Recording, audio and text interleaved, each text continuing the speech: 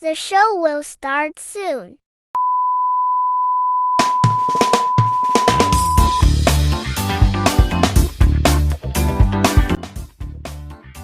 Good morning, everyone, and welcome to Home of Inspiration.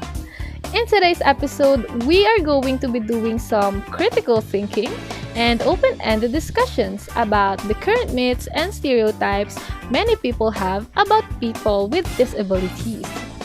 We hope it can change attitudes towards PWDs and create a more inclusive society and environment for them. Our guest for today is a very hardworking, brilliant, and intelligent young man who has an unbreakable will and determination to fight and face the challenges in his life no matter how difficult they are. Ladies and gentlemen, please welcome Mr. Joash Boquiren. Hi Aliah, hello everyone. Thank you for having me here. Hi, Mr. Joash. It's a pleasure to have you here. Thank you very much. So, we do know that Josh is competitive, intellectual, and definitely a bookworm. But who is Josh when no one is watching? Okay, when I am only alone, I am fond of listening to music, watching some movies or documentaries if I have time, and also I love to eat. But oftentimes I am just um, sitting around and imagining things, meditating, and thinking of anything that would somehow um, contribute to my betterment as an individual. Josh, I would like to ask you, how or what are the things that you did in order to cope up with your visual impairment? Okay, how did I cope with my visual impairment? Well, at first, it is not easy. Um, it takes a lot of time. It takes a lot of courage. It takes a lot of confidence and acceptance before I fully embraced my new world and my new me. But I thank my family and friends because they became a village as I journey with my visual condition. And during that time, I was blessed enough to have these people who've been with me in journeying and who provided me the things that would uh, develop me as a person who I am today. You are so blessed to have a loving and a caring family. Indeed, family is the best treasure a person can have. Moving on, what I have here is a list of some common myths and misconceptions about people with disabilities. And I want you to help me enlighten our audiences about this matter. Are you ready? Yes, of course, pleasure is mine, and I hope that it would somehow encourage or inspire people who are watching us today. The first question is, what can you say about the myth people with disabilities only like to spend time with others who have disabilities? Okay, when it comes to that, yes, it is somehow true because I think they found a place where they really belong. They found people who can really accept them for who and what they are. And it says that it takes a village to raise up a child. And with us, people with disability, it takes a village also to be empowered. That's why sometimes um, I mean to say, we somehow like to spend time with people who are like us. And of course, we also want to spend time with other people. We like thriving. We like talking to different people as well.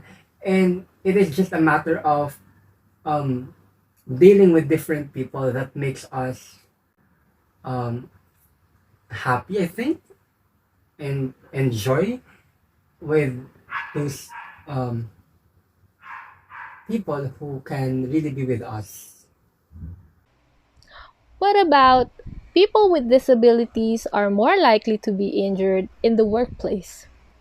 Um, as all we know that there are still some companies or organizations that are not yet aware of what people with disability can do.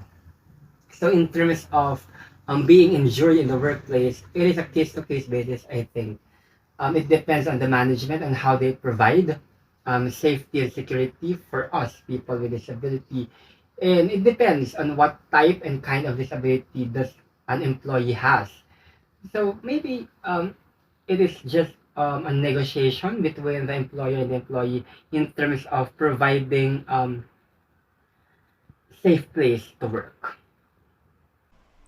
Do you believe that PWDs are less productive in the workplace? Okay, when it comes to that, I don't believe because people with disabilities are driven by their passion, by their dreams.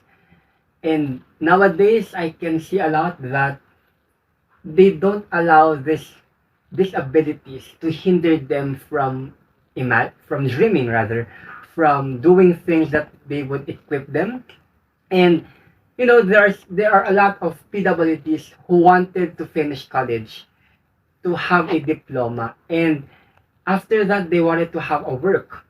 And that for me is not um that doesn't describe people like us who are less productive. I think, no offense, but people like me are more productive than others because, you know, being productive, that is what makes us contribute to our community, to our society, to our family even. And being productive doesn't, I mean to say, being unproductive is not part of our vocabulary. Just like other people, we also have dreams in life.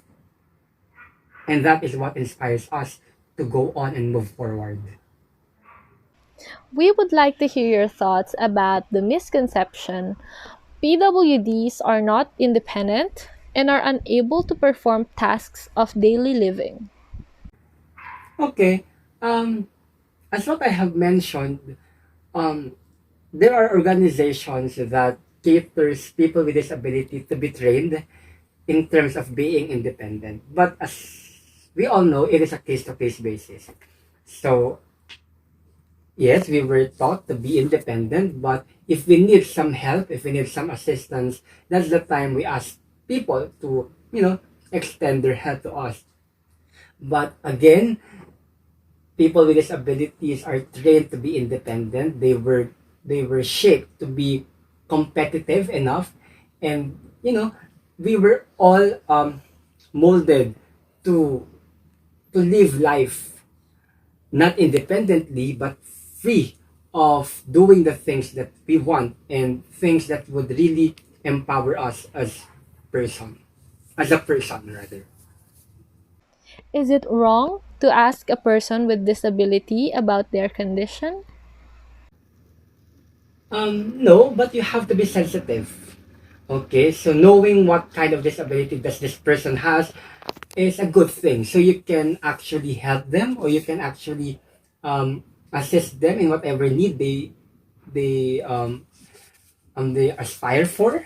And asking them with that is not bad, but just be sensitive and just be open minded in whatever conversation you might have with these people. Lastly, do you have any message for people with disabilities who are struggling right now? Okay. Thank you first for inviting me here and asking me about this. Is like a great privilege because I was able to share my thoughts about that. To all people who are like me, all I can say is go on. Don't be ashamed.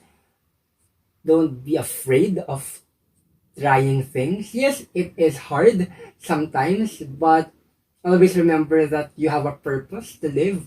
You have a reason why, there is a reason rather, why you are here and why these things are happening to you.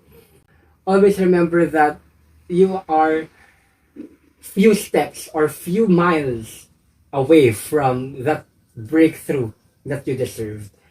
So just continue living your life, be happy, be contented, and we are just differently able. Always remember that our ability is greater than our disability.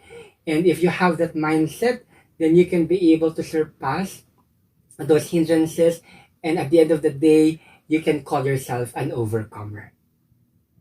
All right, thank you so much for giving us the opportunity to ask these questions and help our viewers to learn more about this matter.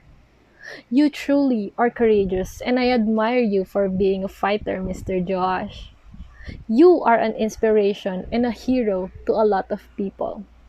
I hope we can have you here again. And there you have it. Let us give Mr. Joash a big round of applause. Thank you so much, guys, for staying with us, and I hope you enjoyed this fruitful episode of Home of Inspiration. Always keep safe and see you again on our next episode. Bye!